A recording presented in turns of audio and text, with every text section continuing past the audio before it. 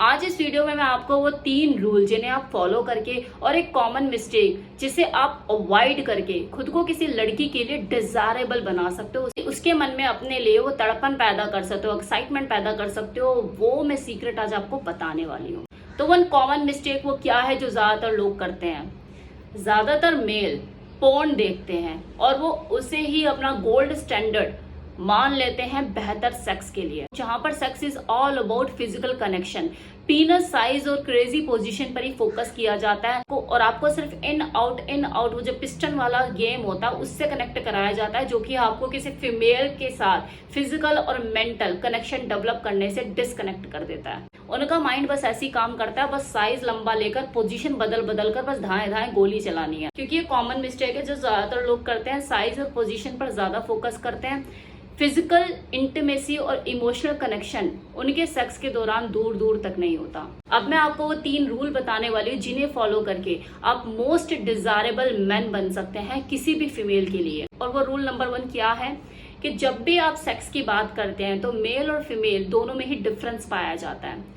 एक आदमी जिस तरह से सेक्स के बारे में सोचता है, एक जो फीमेल है उससे बिल्कुल अपोजिट सोचती है। दोनों की सोच में अंतर है तो सेक्स करने के तरीके में भी अंतर होगा, उसका अराउजल मोड ऑन होने में भी अंतर होगा। एक मेल जहां अराउज होने में कुछ सेकंड लेता है, आग की तरह एकदम से जल उठता है, वहीं एक जो फीमेल है वो धीरे धीरे अराउज होती है, बिल्कुल पानी की तरह। जैसे पानी बॉयल होने में टाइम लेता है ना, पानी एकदम से बॉयल होता है, उसमें उबाले आने लग जाते हैं, तो बिल्कुल यही प्रोसेस होता है किसी फीमेल के अराउज होने का, जब वो पूरी तरह से गर्म होती है और वो एक्सेप्टेंस मोड पर आती है आपको खुद को अंदर समाने के लिए, और वो एक्सेप्टेंस मोड पर आती है आपको खुद को अंदर समाने के लिए। लेकिन वही जो मर्द है वो हमेशा बेसब्रे रहते हैं, जल्दबाजी में रहते हैं, क्योंकि उनका तो पहले से पप्पू तैयार हो जाता है ना इंसर्ट करने के लिए, तो उनके अंदर बेसब्री का आलम कुछ ज्यादा ही होता है। ऐसे में कई बार वो जल्दबाजी में पेनिट्रेट कर देते हैं और जो एक फीमेल है वो ऑर्गेजम फील नहीं कर पाती, वो उससे वंचित रह जाती है। उनके लिए वो जो सेक्स है उस दौरान पेनफुल भी हो सकता है और हो सकता है उन्होंने जिस तरीके से सोचा हो उस लेवल का उसे मजा भी ना आए, तो ये होता है। अब इसके लिए आपको क्या करना है, जल्दबाजी बिल्कुल नहीं करनी, खुद को पीछे रखना है और अपनी फीमेल पार्टनर को आगे रखना है और उसके जो अराउजल पॉइंट पर आने के लिए उसको मदद करनी है। इसके लिए आपको बेहतर फोर प्ले करने की जरूरत है, किसिंग, हगिंग, कडलिंग, इन सब चीजों का आप फ्लेवर एड ऑन कीजिए और उसको उस चरम बिंदु पर आने दीजिए, उसे उस अराउजल मोड पे पहुंचने दीजिए। उसके बाद आप वो इन आउट वाला गेम शुरू कीजिए। कम से कम तब तक तो आपको धीरज, धैर्य, अपने भावनाओं को कंट्रोल में रखना है। दूसरा रूल, अपने पार्टनर की इच्छाओं को, उसकी फैंटेसी को, उसकी डिजायर को पहचानना बहुत जरूरी है। ये पहचानना बहुत जरूरी है कि आपके पार्टनर को वो स्मूथ रोमांटिक वाला सेक्स करना ज्यादा पसंद है या उसे वाइल्ड होना ज्यादा पसंद है। कुछ चॉइसेस भी बदलती रहती है, ऐसा जरूरी नहीं है कि अगर कोई हमेशा से ही रोमांटिक तरीके का सेक्स करता आया है तो उसको कभी भी वाइल्ड करने का मन नहीं करेगा। लेकिन जब तक आप एक्सपेरिमेंट नहीं करोगे, उससे पूछोगे नहीं कि कुछ नए तरीके से करके देखें, तब तक आपको पता कैसे लगेगा। हो सकता है वो बोलने में झिझक रही हो, तो आप अपनी तरफ से खुद से भी पहल कर सकते हैं।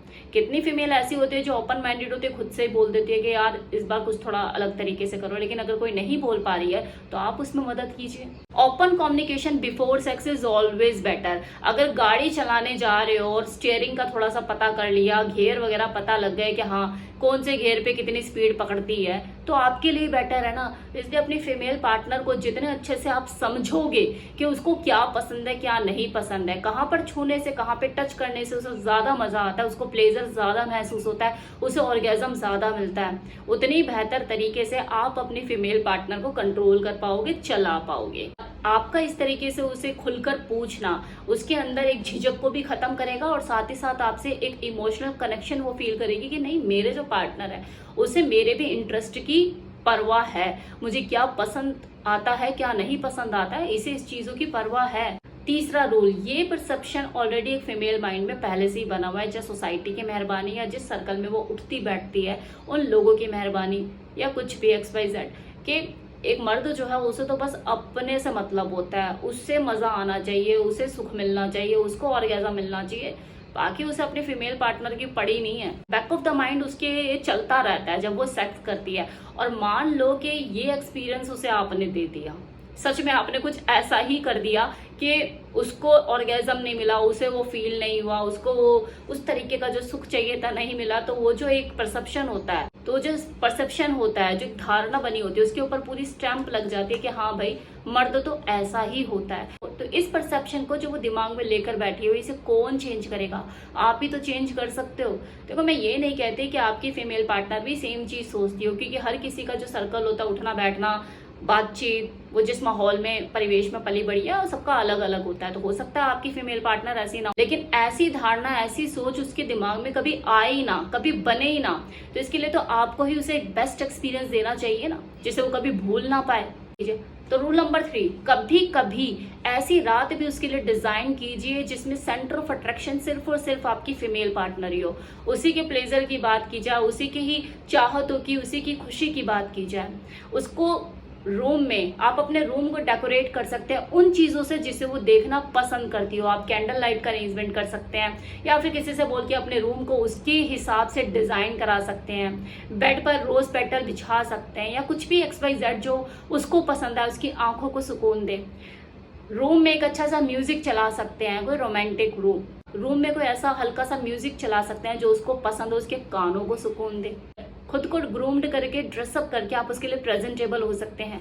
वो जो नाइट हो, वो नॉन पेनिट्रेटिव नाइट होनी चाहिए, जिसमें सिर्फ और सिर्फ कडलिंग, स्मूच, किस, हग, वो इमोशनल फिजिकल लेवल पर सिर्फ एक अटैचमेंट हो, एक बॉन्ड डेवलप हो, सिर्फ और सिर्फ डीप कनेक्शन है दो लोगों के बीच में, ओपन कम्युनिकेशन हो, एक दूसरे की इच्छाएं, डिजायर एक दूसरे से एक्सचेंज की जा रही हो, बातें की जा रही हो, बीच बीच में आप एक दूसरे को किस कर रहे हो, स्मूच कर रहे हो, वो वाला माहौल एक क्रिएट कीजिए। डेफिनेटली ये वो मोमेंट होगा जब वो आपकी पार्टनर खुद से बोलेगी कि नहीं तुम्हें नहीं करना, लेकिन मुझे तो करना है।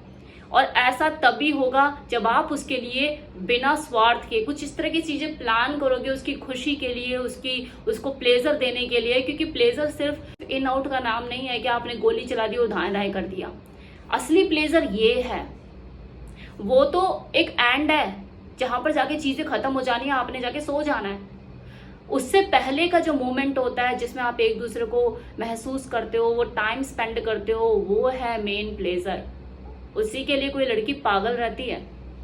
तो जब आप इस तरह की चीजें उसके लिए डिजाइन करोगे, और तो जब आप इस तरह की चीजें उसके लिए डिजाइन करोगे, वो मूवमेंट वो डिजाइन करोगे उसके लिए, वो कभी भी आपको भूल नहीं पाएगी, फिर चाहे 36 लोग उसकी जिंदगी में आ जाए। और यही चीज किसी मेल को, किसी फीमेल की नजरों में मोस्ट डिजायरेबल मैन बनाता है। बेड पर जो परफॉर्मेंस है वो तो है ही, लेकिन उससे भी ज्यादा इंपॉर्टेंट ये चीजें हैं। तो मोस्ट डिजायरेबल मैन बनिए किसी भी लड़की के लिए, ताकि वो आपको कभी भूल ना पाए कि यार कोई था। तो ये 3 बेसिक रूल फॉलो कीजिए और मोस्ट डिजायरेबल मैन बनिए किसी भी फीमेल की नजरों में।